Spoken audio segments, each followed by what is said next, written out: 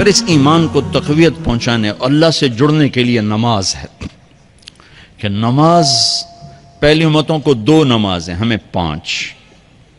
پہلی امتوں کی مسجد کوئی نہیں، ہماری مسجد۔ پہلی امتوں کی اذان کوئی نہیں، ہمیں اذان ملی۔ اور اذان اتنا بڑا عمل بنا دیا میرے نبی نے کہ آپ نے فرمایا کہ اذان دینے والا قیامت کے دن سب سے اونچے مقام پر کھڑا ہوگا۔ حضرت علی فرمایا کرتے تھے کاش میں اللہ کے نبی سے حسن حسین کے لیے مسجد نبوی کی اذان مانگ لیتا، یہ حضرت علی فرمایا کرتے تھے۔ اور جنگ قادسیہ میں مؤذن زخمی ہو گیا تو اذان دینے کے شوق میں سردار آپس میں الجھ گئے، کہتا میں دوں گا، کہتا میں دوں گا۔ پھر قرعہ اندازی ہوئی، جس کا نام نکلا اس نے اذان دی۔ حضرت عمر فرمایا کرتے تھے اگر میں امیر المومنین نہ ہوتا، اگر میں خلیفہ وقت نہ ہوتا تو میں مسجد نبوی کا مؤذن بننا پسند کرتا۔ کسی کو اذان نہیں ملی، ہمیں اذان۔ پہلا مؤذن بلال بنا، پہلے مؤذن اللہ نے بلال کو یہ عزت عطا فرمائی۔ دنیا میں یہ ہے اور آخرت میں یہ ہے کہ میرے نبی نے فرمایا کہ جب جنت میں جانے کا وقت آئے گا نا تو جنت کی میرے لیے سواری لائی جائے گی، میں اس سواری پہ بیٹھوں گا تو اس کی جو وہ رسی ہوگی نا وہ ایسے نیچے گر جائے گی، یہ نیچے گرے گی۔ اس رسی کے یعنی اس کی جو لگام ہوتی ہے نا وہ نیچے گرنے کا مطلب ہے یہ ایسے نیچے گر گئی۔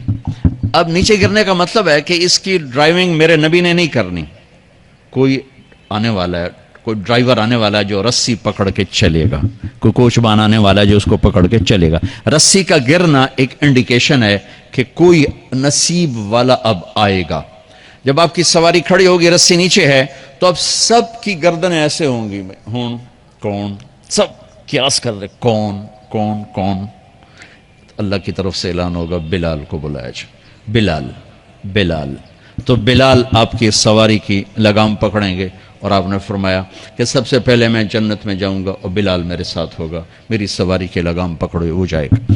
تو ہمیں اذان ملی، کسی امت کو اذان نہیں ملی۔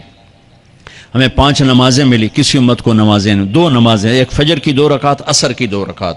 باجماعت نہیں، ان کو اپنی کتاب یاد نہیں، ہمیں قرآن یاد ہے۔ میرے مدرسے میں ایک بچہ اب ماشاءاللہ امریکہ میں وہ پڑھا رہا ہے، اس نے 30 دن میں قرآن یاد کیا۔ صبح یاد کرتا تھا، شام کو تراویح میں سناتا تھا۔ میرے مدرسے کا بچہ ہے، صبح بیٹھ کے مغرب تک پورا ہے سپارہ یاد کر کے اور عشاء کو تراویح میں سنا دیتا تھا۔ اللہ نے میں ایسا قرآن دے دیا کہ 1 مہینے میں بھی یاد ہو جاتا ہے۔ 3 دن میں بھی ایک بزرگ نے یاد کیا، 3 دن میں قرآن یاد کیا۔ اللہ نے ہمیں قرآن کی دولت عطا فرمائی، پڑھنے کے لیے 5 نمازیں عطا فرمائی، تہجد کی نماز عطا فرمائی، اوابین کی نماز دی، اشراق کی نماز دی، چاشت کی نماز دی۔ نماز کے کتنے دروازے کھول دیے۔ اور میرے نبی کی آخری نصیحت تھی میری امت نماز نہ چھوڑنا، نماز نہ چھوڑنا، نماز نہ چھوڑنا۔ اور اس 14 صدی میں کوئی موقع ہے نماز چھوڑنے کا تو وہ میرے نبی کے نواسے کی کربلا کا ہے کہ جب ظلم بھی انتہا پر تھا اور مظلوم بھی اپنی آخری حدوں پر تھا، اور کائنات نے نہ ایسا ظلم دیکھا، نہ ایسے مظلوم دیکھے، نہ ایسی پاکیزہ ہستیاں دیکھی، نہ ایسے درندے دیکھے۔ تو سورج ڈھلا، نماز کا وقت ہوا ہے تو آپ نے سبحان اللہ، آپ نے زہیر سے فرمایا کہ شمر سے کہو نماز پڑھنے دے، نماز پڑھنی ہے، امت کو پیغام دینا ہے کہ یہ کسی حال میں چھوڑنے کا کام نہیں ہے۔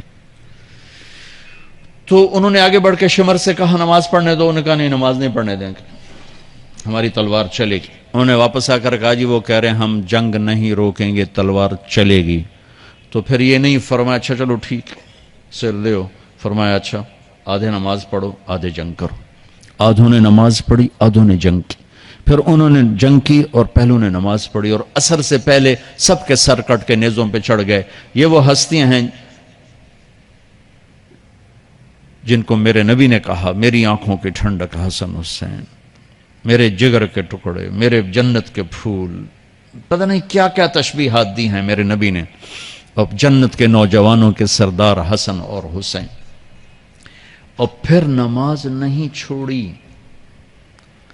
ان کو جنت کی بشارت تو ماں کے دودھ پیتے مل گئی تھی، کربلا کی وجہ سے نہیں ملی سرداری ان کو، وہ تو ان کے سر کا صحرا ہے الگ۔ ان کو سرداری جنت کے ملی ماں کا دودھ پیتے ہوئے کہ جنت کے نوجوانوں کے سردار ہیں حسن اور حسین۔ نماز نہیں چھوڑی میرے عزیزو، نماز نہ چھوڑ۔ اللہ کا شکر ہے میں آپ بچوں کو دیکھ کے مجھے اپنا کالج کا دور یاد آ رہا ہے۔ ہمارے دور میں ایک نعیم الدین صاحب گورنمنٹ کالج لاہور میں تبلیغ کا کام کرتے تھے، اور وہ اکیلے ہی نماز پڑھتے تھے، کوئی نمازی نہیں ہوتا تھا، اور کسی لڑکے کی داڑھی نہیں تھی، کسی لڑکی سوا سے ایک نعیم الدین کی۔ اب ہر کالج میں جائے داڑھیوں والے بچے نظر آتے ہیں، ٹوپیوں والے بچے نظر آتے ہیں، کوئی لڑکی کے سر پہ دوپٹہ نہیں ہوتا تھا، کوئی ایجوکیشن تھی۔ اب لمز جیسی یونیورسٹی میں بھی لڑکیاں پورے برقعے میں ہوتی ہیں، حجاب میں ہوتی ہیں، نقاب میں ہوتی ہیں۔ جہاں برائی کا گراف اوپر گیا تو نیکی کا بھی اوپر گیا، جہاں برائی کا لیول اگر بڑھا ہے تو نیکی کا لیول بھی بڑا ہے۔